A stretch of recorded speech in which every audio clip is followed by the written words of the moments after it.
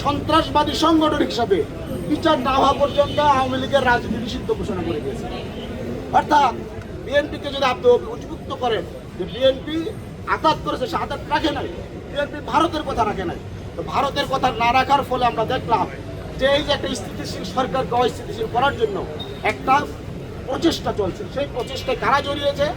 জামায়াত এবং এনসিপি জড়িয়েছে। সরকার স্থিতিশীল রয়েছে, আওয়ামী লীগকে নিষিদ্ধ করা হয়েছে, এবং এই যে ইরান যুদ্ধের কারণে জ্বালানি সংকট, তারপরে শুরুতে কিন্তু দাম বাড়ে নাই, কিন্তু এমনভাবে একটা অপপ্রচার দেওয়া হলো, দেশকে অস্থিতিশীল করা হলো।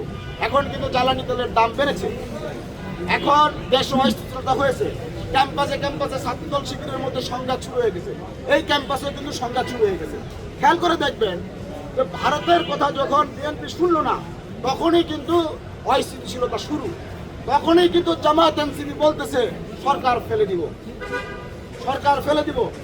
এবং হচ্ছে এই যে অস্থিতিশীলতা করার জন্য সরকার যদি বল প্রয়োগ করে, সরকার যেন ক্ষুব্ধ হয়ে ঝাঁপায় পড়ে, সেটার জন্য ফেসবুক থেকে শুরু করে সর্বত্র ন্যারেটিভ তৈরি করা হচ্ছে। সেই ন্যারেটিভের মধ্যে দিয়ে সরকারকে উস্কানি দেওয়া হচ্ছে। সেই উস্কানির ফসল হচ্ছে কি আপনারা জানেন? গত পরশু প্রধানমন্ত্রী তারেক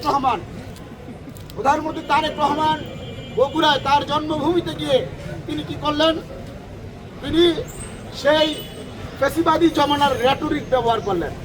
তিনি বলে দিলেন গুপ্তদের কথা।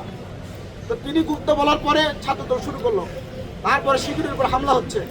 এখন এই হামলার প্রেক্ষিতে আপনার সব দিক থেকে তো কি হবে? আবার ক্রিয়ার তো প্রতিক্রিয়া আছে। প্রতিক্রিয়া হিসাবে শিবিরও সংঘাতের মধ্যে যাবে, এনসিপিও সংঘাতের মধ্যে যাবে। আর এই সুযোগে আপনারা দেখবেন যখন সংঘাত শুরু হয়, যখন ভাইয়ে হানাহানি হয়, আপনারা অনেকে হয়তো বয়সে তরুণ, আপনারা জানেন না 2001 সালে যখন বিএনপি জামায়াত একসাথে ক্ষমতায় আসে, একই সাথে চুপ করে তারা ক্ষমতায় আসে, একই সাথে ক্যাবিনেট গঠন করে।